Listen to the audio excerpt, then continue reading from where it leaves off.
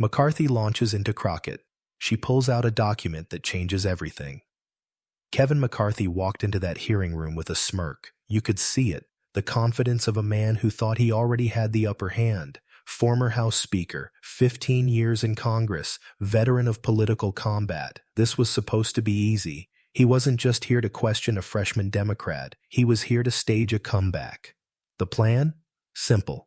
Target Congresswoman Jasmine Crockett, a first-term Democrat from Texas, catch her off guard with tough questions about spending in her district, and score a viral moment that would make the rounds on conservative media. After all, she was new. He was seasoned. What could go wrong? Everything. Because McCarthy wasn't just walking into a hearing, he was walking into a trap, one that had been months in the making. Crockett didn't flinch. She didn't stutter. She didn't even interrupt. She just waited, calm, composed, deadly.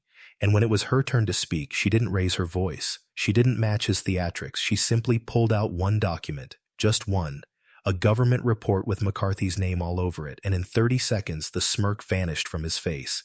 His voice faltered. The room went silent. Because what she revealed wasn't a rebuttal, it was an indictment. Every accusation McCarthy had thrown at her, about waste, about oversight, about accountability, she turned it right back on him, with facts, receipts, official records from the Government Accountability Office and the Inspector General. The hypocrisy was so overwhelming, even some Republicans looked away, and it didn't stop there.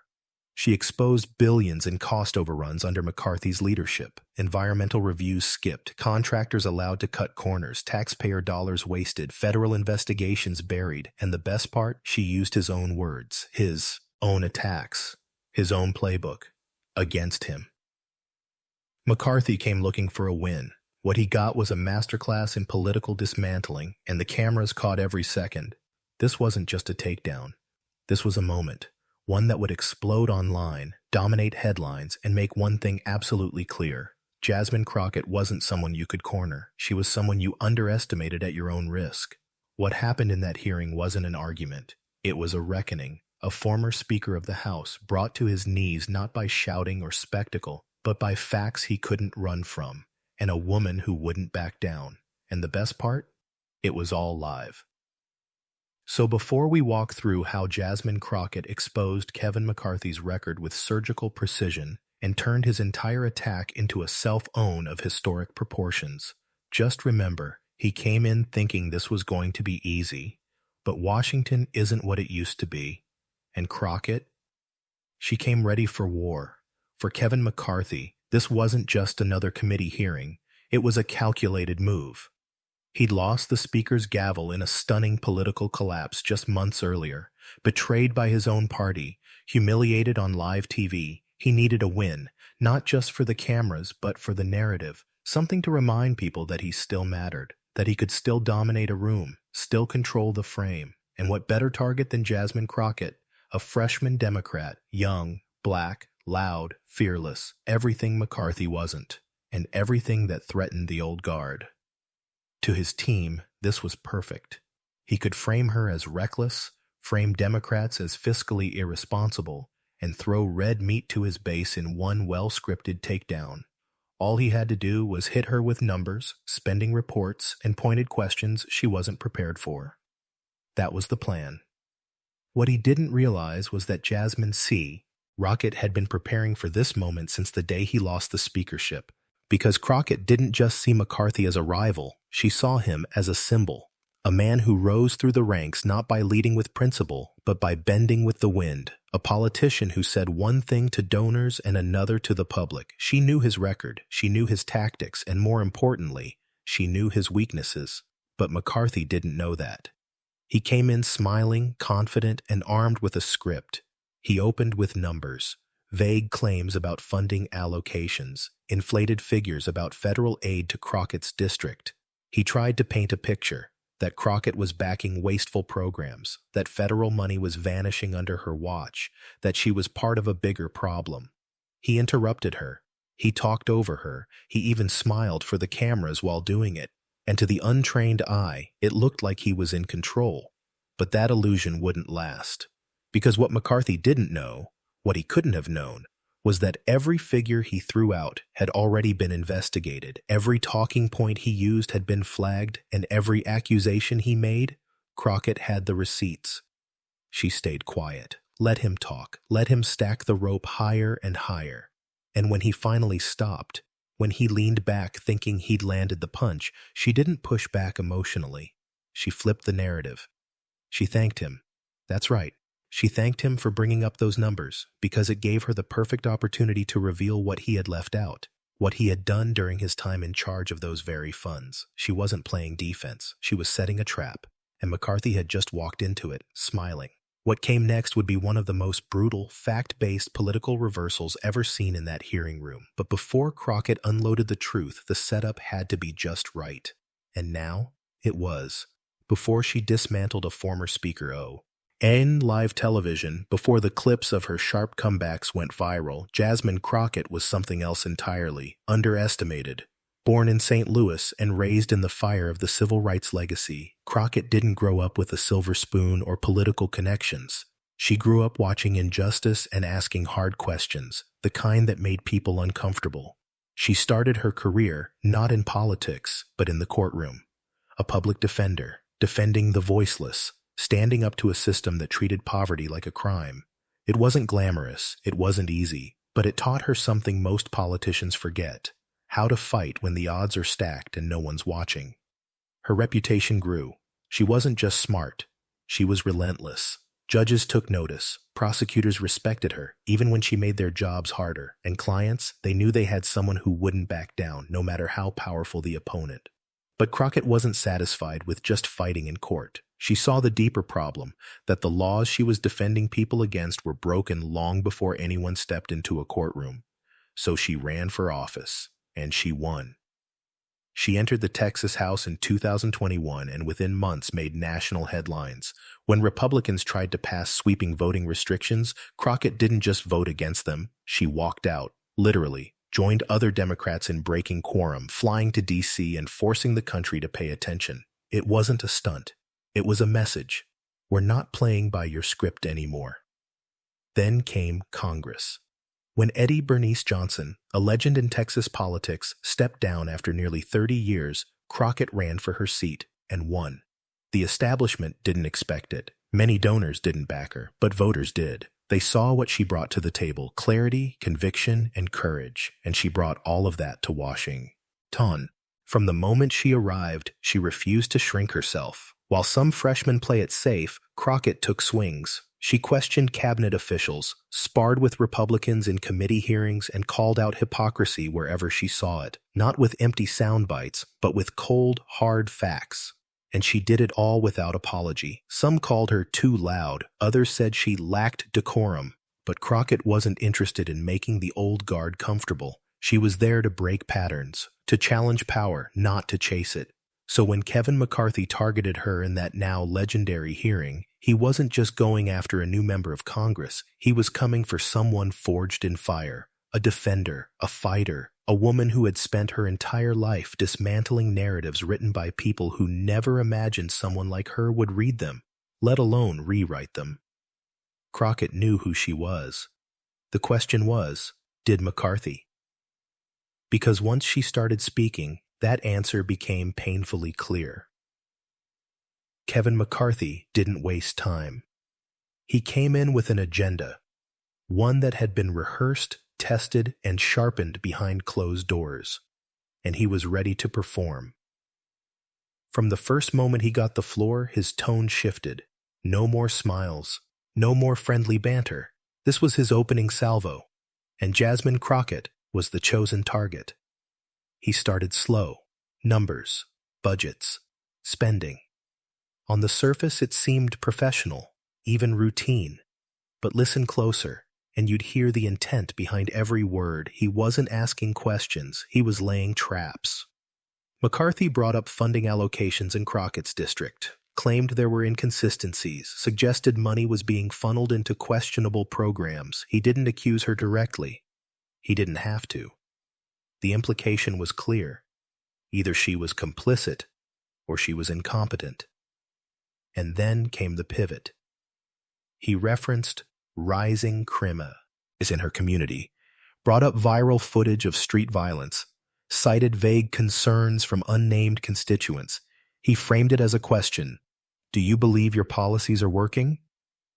But there was no curiosity behind it. It was a hit job disguised as inquiry.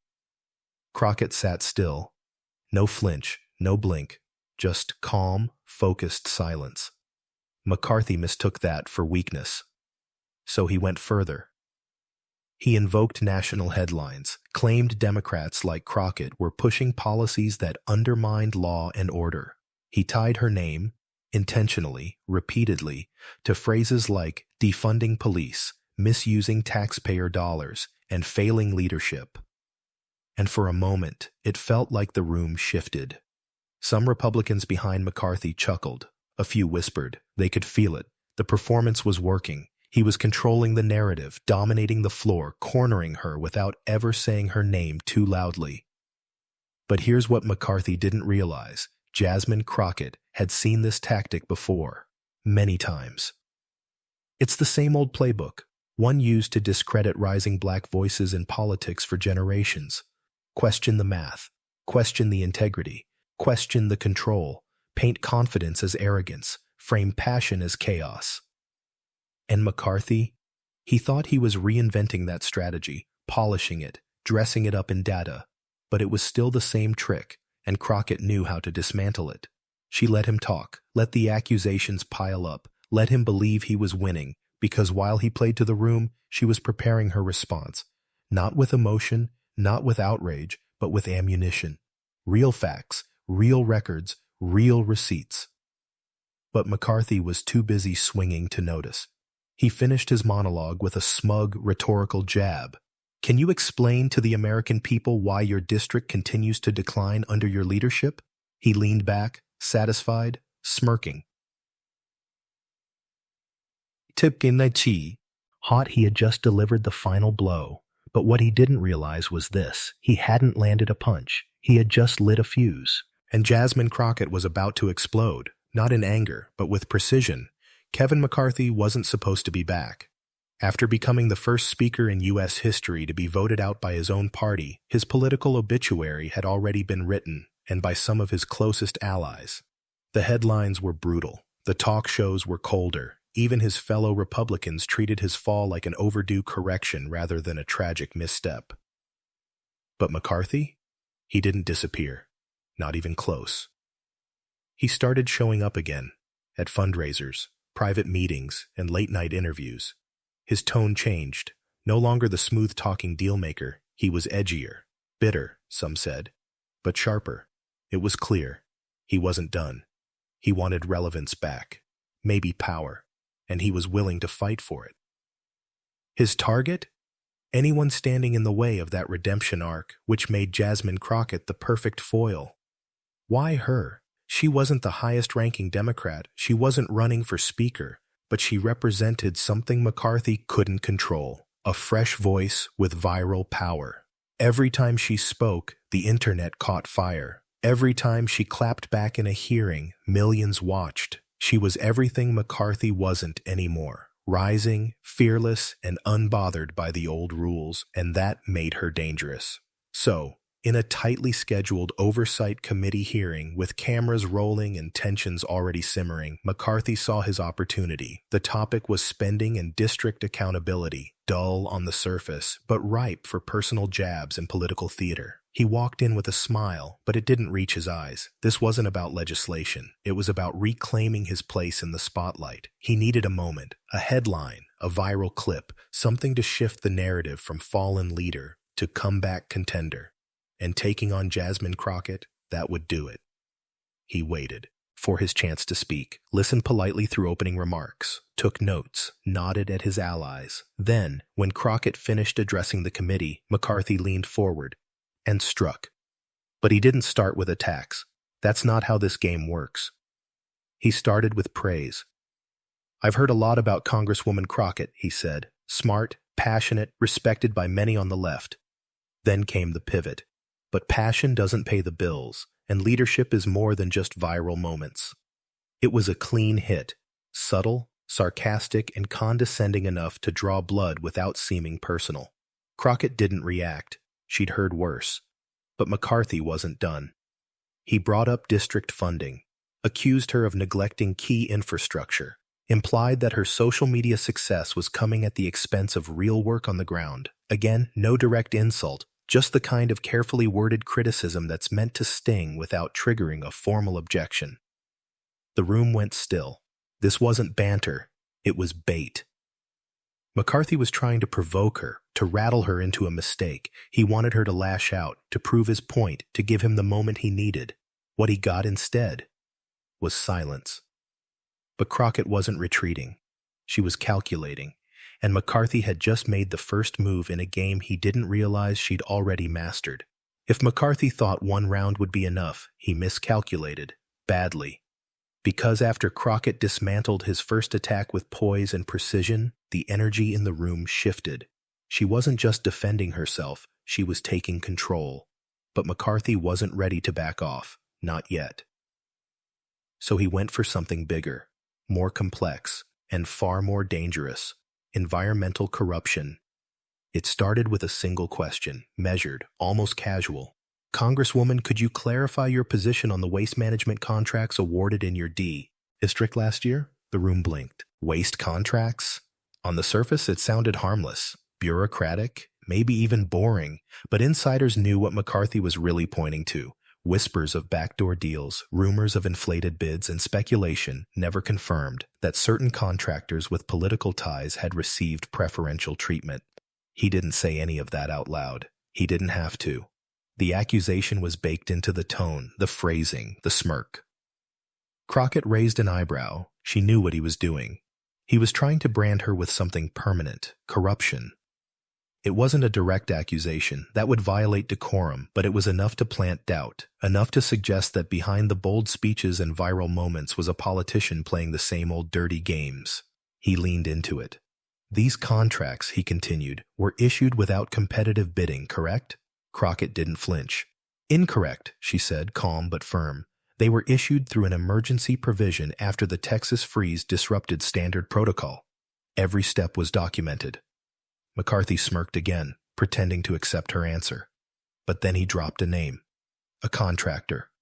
One known for lobbying. One tied, tenuously, to a campaign donor. And just like that, it was out in the open. He was suggesting collusion, favors, misuse of public funds. It wasn't just bold, it was calculated, because unlike the earlier jab about her social media stardom, this one carried the weight of ethics, accountability, and public trust. If it stuck, it could follow her for years. The committee chair shifted in their seat. Cameras zoomed in. Twitter was already lighting up. But Crockett? She didn't blink. Because while McCarthy was playing political chess, she was playing something else entirely: truth. "I've got nothing to hide," she said, pulling a binder from under her desk. Receipts, emails, meeting logs, and yes, public records. Of the emergency contracts issued during a time when pipes were bursting and lives were at risk. She didn't just defend her actions. She exposed his ignorance of them. "If you'd taken 30 seconds to review the actual paperwork, you'd know exactly how and why those contracts were issued," she said. "But I'm guessing sound bites matter more to you than facts." Silence. It wasn't just a counterpunch. It was a gut shot. Because Crockett didn't just protect her name, she flipped the attack, turned it into a moment, and McCarthy once again was left looking like a man grasping at smoke, swinging at shadows he didn't understand. But he wasn't finished, and neither was she. Because what came next would take the hearing into uncharted and deeply personal territory. If the last exchange shook the room, this one shattered it. McCarthy, visibly irritated, had reached his breaking point. The viral clips, the online praise for Crockett, the fact that every arrow he launched seemed to fall flat or backfire. He wasn't just trying to win a debate anymore, he was trying to bury her. And so, he pulled out what he clearly believed was his final blow, the whisper of a federal investigation. He didn't say it outright. That's not how this game is played, but in a tone dripping with implication, he said, "Congresswoman, have you been contacted by any federal agency in regard to your campaign's financial activities in the last year?" No warning, no buildup, just a nuke dropped in the middle of the room. You could feel the air change, because that question wasn't political theater anymore. It was a loaded gun, the kind of question designed not to get an answer, but but to leave a stain, to create a soundbite, not a conversation.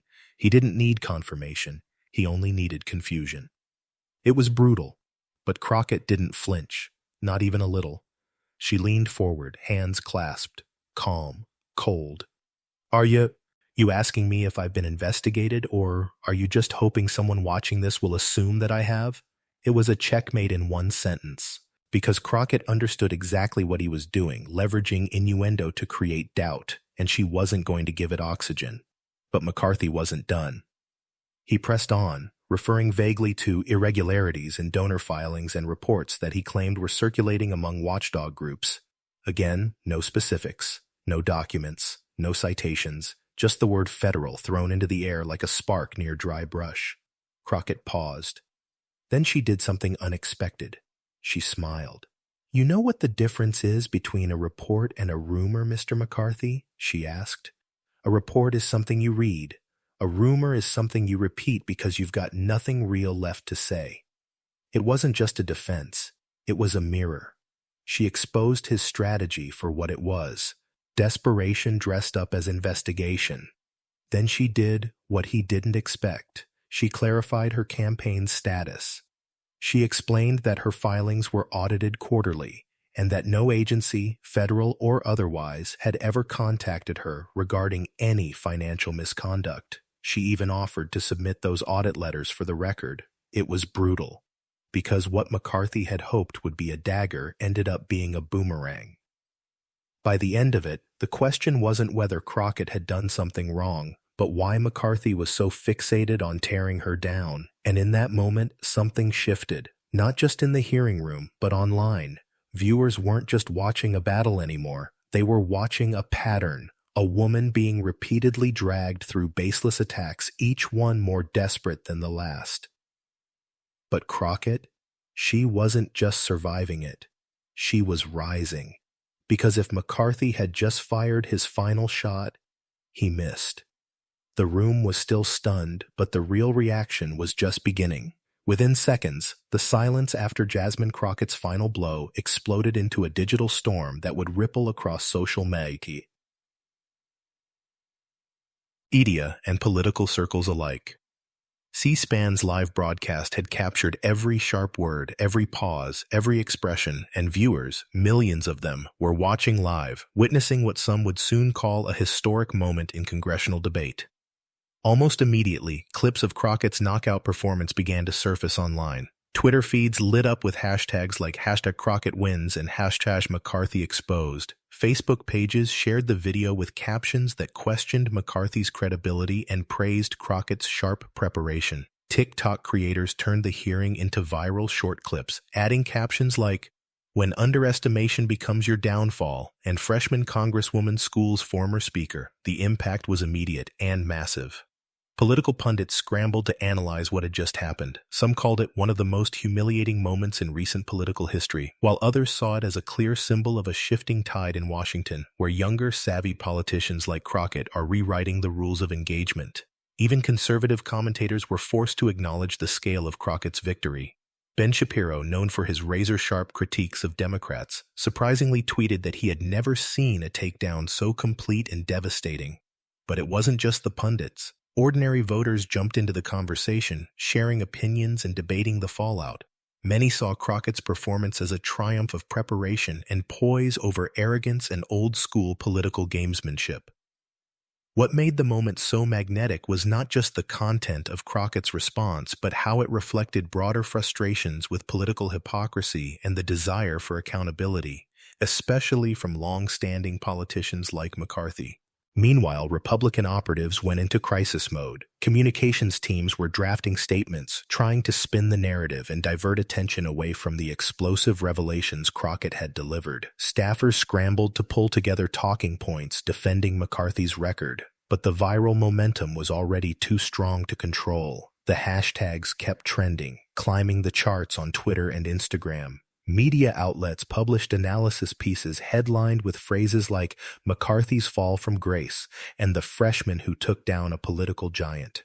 In the halls of Congress, colleagues whispered about what they had seen, some expressing admiration for Crockett's poise, others quietly concerned about the damage to McCarthy's reputation. For Crockett herself, the moment was career-defining. Overnight, her profile skyrocketed from a relatively unknown freshman to a nationally recognized political force. Interviews and invitations to major talk shows began pouring in. Social media followers surged. Supporters celebrated her victory as a sign that new voices in Congress could challenge the old guard and win. But even as the praise rolled in, Crockett remained measured, focused on the work ahead rather than the viral fame.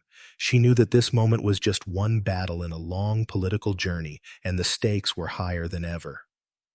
The viral shockwave from that committee hearing was not just a fleeting news cycle. It marked a turning point, signaling that political power dynamics are shifting and that preparation, intelligence, and confidence can topple even the most seasoned opponents. In the end, the aftermath of Crockett's stunning takedown wasn't just about McCarthy's momentary silence or the viral clips. It was about what they represented, a changing Washington, where the underestimated no longer stay silent and the old rules no longer apply. What happened in that committee room wasn't just another political clash. It was a symbol, a snapshot of a shifting landscape in American politics, captured live and broadcast for the world to see. At its core, Jasmine Crockett's stunning takedown of Kevin McCarthy was about much more than infrastructure spending or budget oversight. It was about power, preparation, and the changing guard in Washington. For decades, politics often felt like a game reserved for insiders, seasoned veterans who knew the unspoken rules, who thrived on theatrics, and who wielded experience like a weapon. McCarthy, with his long tenure and polished style, embodied that old-school approach. He expected his usual tactics, aggressive questioning, condescension, and sound bites, to easily intimidate a freshman like Crockett. But Crockett's victory showed us all that the game has changed. She represented a new generation of leaders, sharp, strategic, and fearless. More than that, she was ready. Her preparation was meticulous, her timing perfect, and her confidence unshakable. Crockett didn't just respond to McCarthy's attacks. She flipped the script entirely, using facts and documents to expose hypocrisy and hold him accountable in front of millions. This moment spoke volumes about the power of knowledge and readiness. It was a reminder that in today's politics, information is weaponized, and those who do their homework can level the playing field against even the most experienced opponents. But it also highlighted the growing importance of authenticity and connection. Crockett wasn't just playing political chess, she understood the audience beyond the committee room. She knew that viral moments don't just happen by accident, they are crafted through strategy and a deep understanding of how politics works in the digital age. And the impact was clear. That hearing didn't just redefine Crockett's career, it's and a message to politicians across the country. Underestimating fresh voices, especially those who come prepared and speak with conviction, is no longer a winning strategy. It also exposed a broader issue that many Americans feel: frustration with political hypocrisy. McCarthy's own record on oversight and accountability was laid bare in a way that few politicians experience publicly. It reminded voters that actions, not just words, are what truly matter. For those watching, this wasn't just entertainment or political theater. It was a powerful lesson in courage and integrity. Crockett's performance showed what happens when someone steps up, refuses to be intimidated, and uses truth as their strongest ally. Looking ahead, this moment is likely to inspire others who have been marginalized or overlooked in politics. It's a call to prepare, to speak out, and to believe that even entrenched systems can be challenged and changed. Of course, the road ahead won't be easy for Crockett or anyone following in her footsteps. The political arena is filled with pitfalls, and viral moments can be fleeting. But the courage she displayed that day will resonate far beyond the committee room. It's a reminder that change doesn't come from silence or submission. It comes from standing firm, knowing your facts, and refusing to back down. So, what this moment really meant was more than just one woman winning a political battle. It was a clear sign that the old guard is being challenged, that the rules of engagement are evolving, and that new leaders are rising, ready to reshape American politics for years to come. As viewers, we're left to watch, to learn, and maybe even to find hope in the idea that power belongs to those who prepare, persevere, and speak truth with confidence. For the new generation of leaders and voters, Crockett's performance is a masterclass in how to fight smart, stand tall, and own your voice. The political battlefield is changing, and if there's one lesson here, it's this. Never underestimate someone who comes ready, and never count out to vote. The power of truth. As you watch these moments unfold, remember, this isn't just entertainment, it's a call to action. Whether you're a voter, a future leader, or someone craving change, the power lies in preparation, persistence, and speaking up. So what comes next? Will the old guard adapt, or will they be left behind? Only time will tell. But one thing is clear. This moment will be remembered as the day the tables turned and a new kind of power took center stage. If you want to see more moments that shake the foundations of politics, hit like, subscribe, and stay tuned. Because the story of change is just getting started, and you won't want to miss what happens next.